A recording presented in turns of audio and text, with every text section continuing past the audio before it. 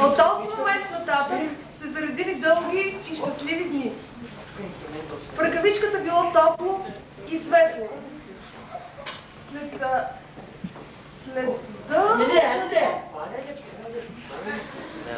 Грешка в текста. Та значи, заредили се дълги и щастливи дни. Музикантите много се уважавали, но били сами, докато един ден по прашния път минала странна двойка.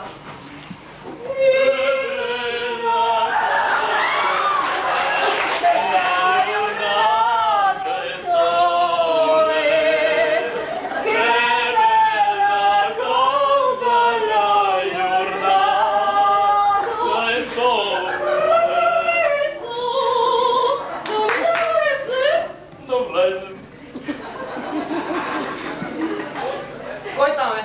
Певци, здравстващи! Кажи! Може ли да поделим с вас тази ръкавица? Студено ли ви? Много. Ай! Музикантите приели при себе си певците и продължили да живеят все така задружно. Минало време, но да дошъл денят, в който други две същества намерили към ръкавище.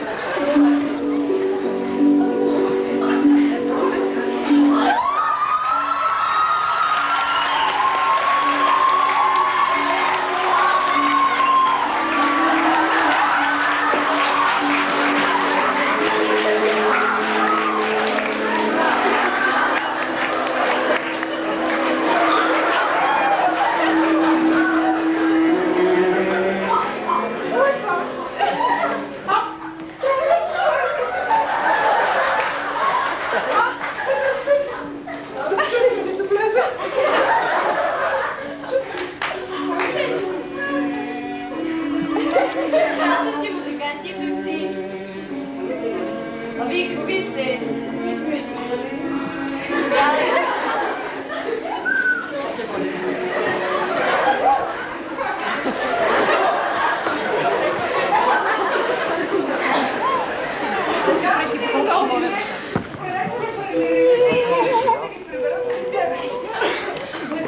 Дълго време и ръкавичката привлякла вниманието на други бездомни същества.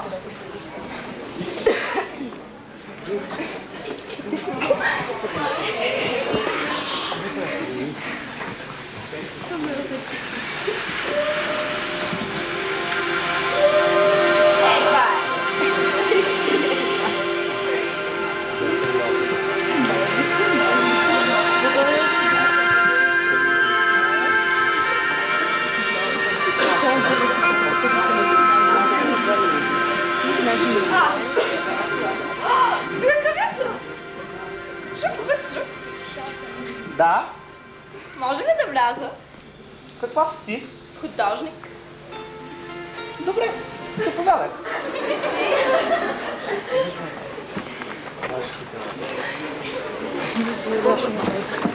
Не само художничката, пътя към ръкавичката бил наведен също от други същи странства.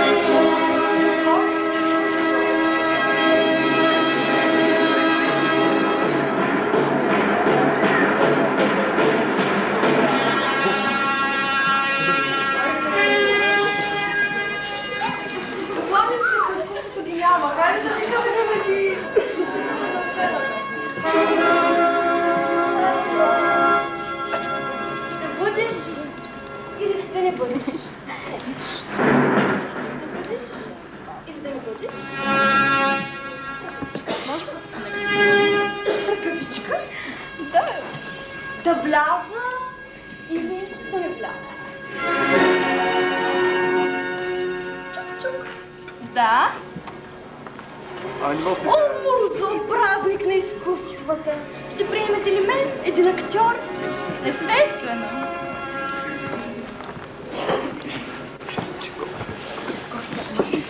Но имаме и други.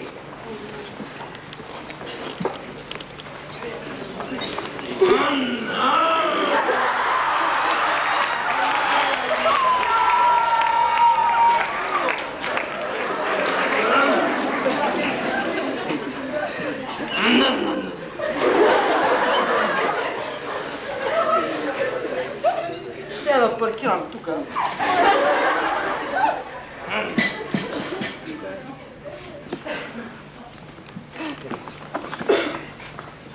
какво това?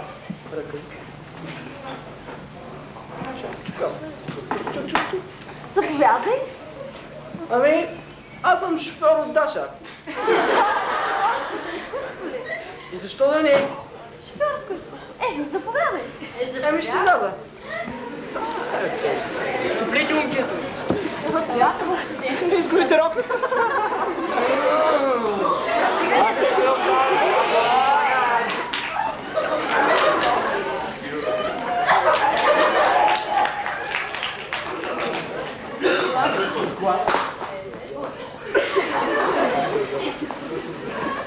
Раз, два, напън, 2, 3, 4, 5, 6. 2 и 4 и 6 и 8. Какво ги преброи? Я, вижте, ръкавичка. Чук. Да? Може ли да вляза? Спортистка. Че кой бъдеш тук? Еми как спорта също е изкуство? Ами да, Айде,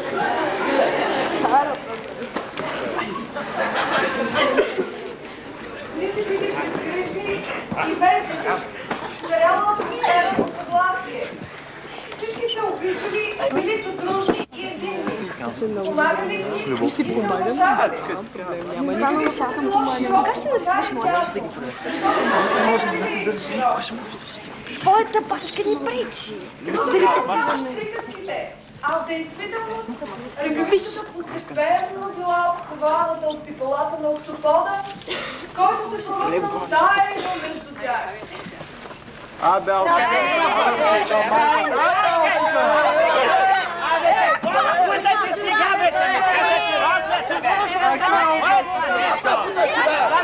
не принеча, моля ви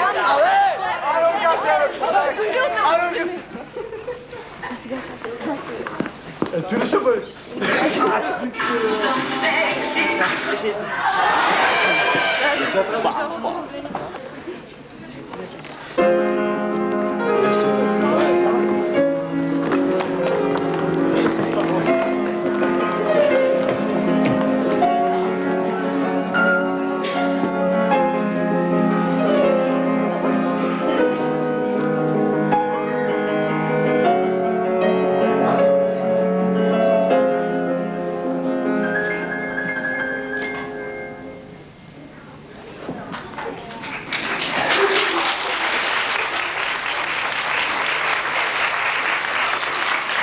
Това не може повече да продължава. Някои хора трябва да си заминат.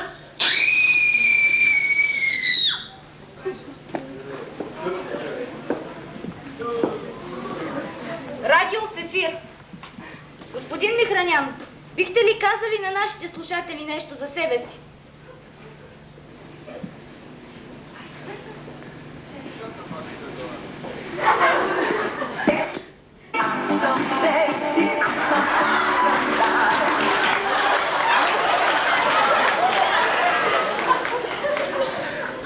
А как поздравявате сутрин госпожа Лиляна Панайотова?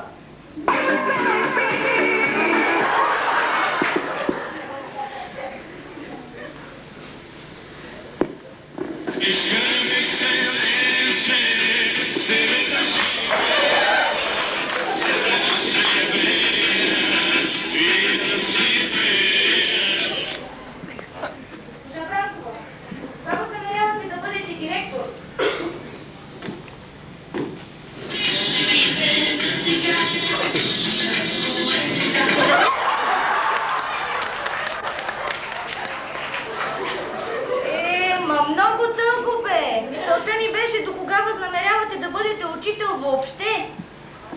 Ще.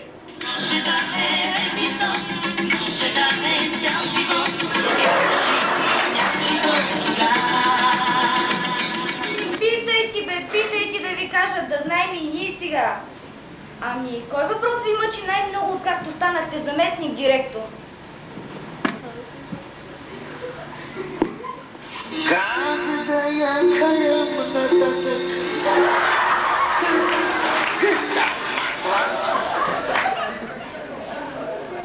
Госпожа Ташева, за какво според вас някои даскали са влезли в училището по изкуствата?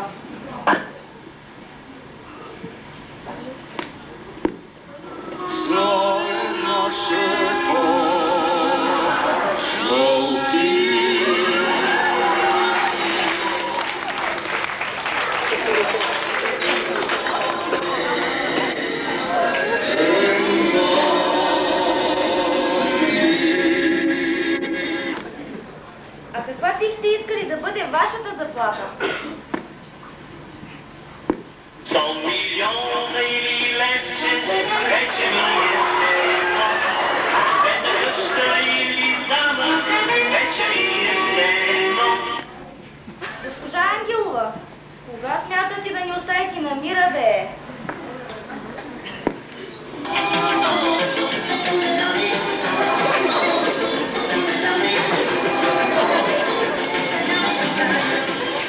Кой понеделник, бе, Саше? Госпожа Славова, напоследък господин Атанасов започна да хойка наляво, надясно, по разни срещи, така. С какви думи се обръщате към него, когато го видите до вас в учителската стая? Спокойна съм, когато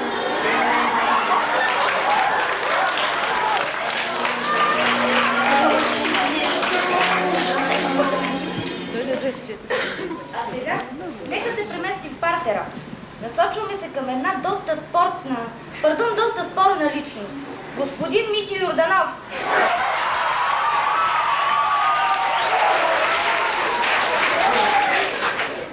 Ще си задавам въпросите бавно, да дано бъде разбрана бързо. Господин Йорданов, бихте ли се представили, бе? Аз съм най-невзрачен мъж.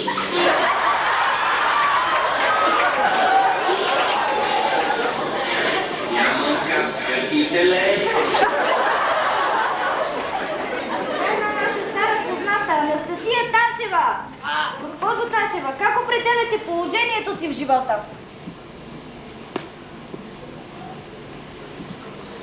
Така ужасно е да си момиче. Ако съм ти мъж, ще мога всичко.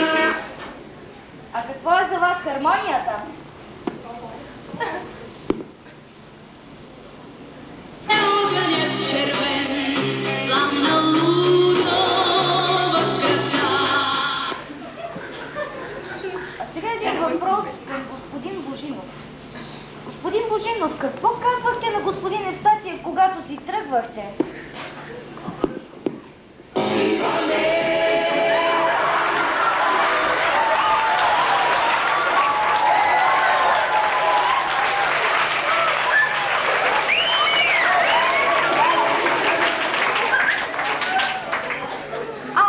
Ето, че виждаме отново симпатичния за нас господин Йорданов и се насочваме към него с въпрос. Как каните учениците си в час?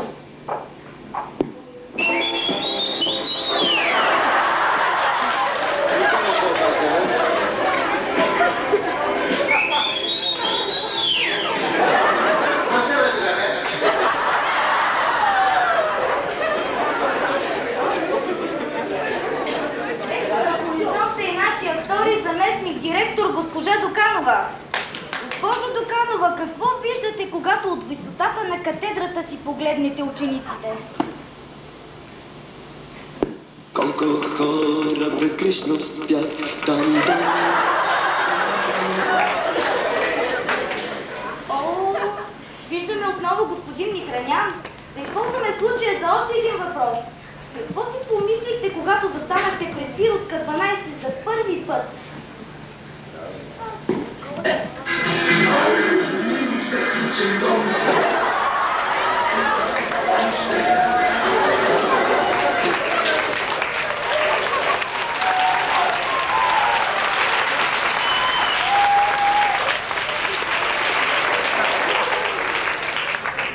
А какво стана с предишния собственик? Мне стало хватать его только сейчас, когда он не вернулся из боя. Господин Атанасов, какво казахте на госпожа Стаматова, когато ви остави 12 В? А значи тъй реши и си отиваш на добър час. Аз няма да те спра. Тръгна си жената. Но след като първоначалните емоции отминаха, какво ви се иска да я помолите сега?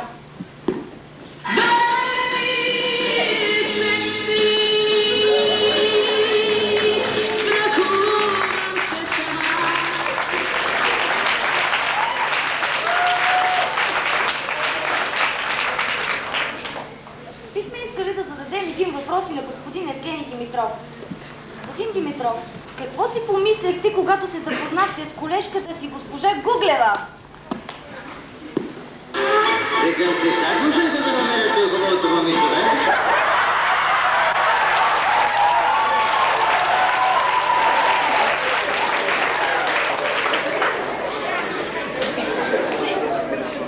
Госпожа Тоборова, да се върнем към времето, когато бяхте директор на музикалното училище.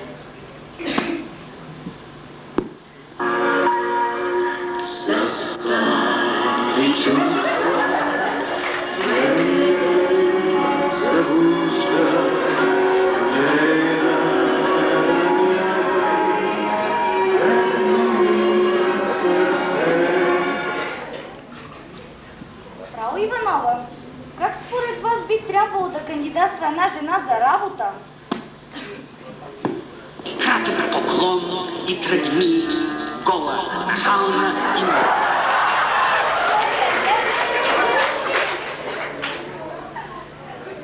Нека се обърнем и към госпожа Русева.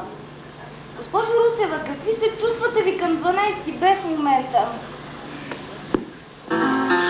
Живешь заколдованном диком лесу, откуда уйти невозможно.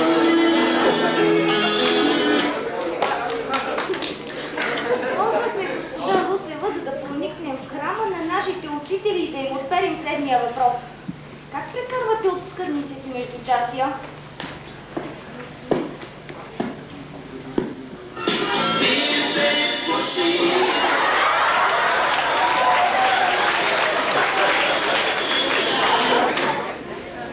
А къде може да ви открие човек извън работно време? Ние сме на всеки. Ние сме на всеки километър. И така до края на света. И сега бихме искали да помолим госпожа Бранкова да каже две прощални думи на завършващия випуск. Да.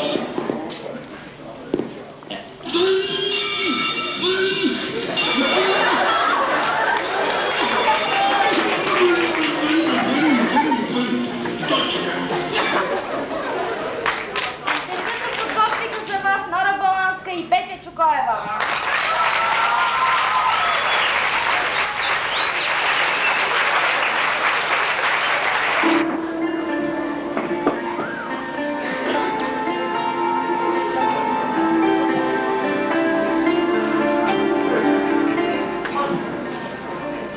Уважаема публика, тази вечер вие ще освидетелствате зрелищната матура за свършено съвсем, ама съвсем средно музикално образование.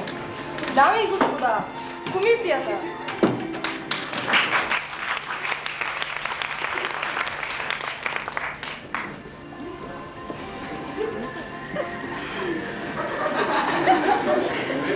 Айде, комисия!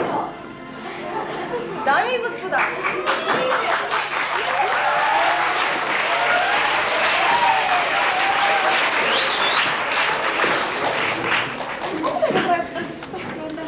дами и господа, много моля за закъснението на комисията, но се случват такива неща. Аз мисля, че вече можем да започнем към матурата.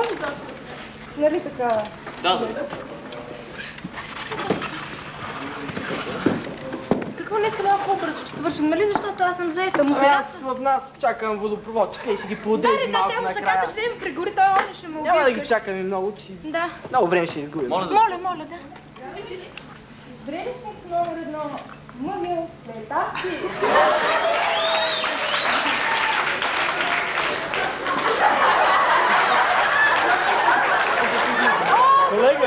Колега, приятно, приятно ми е.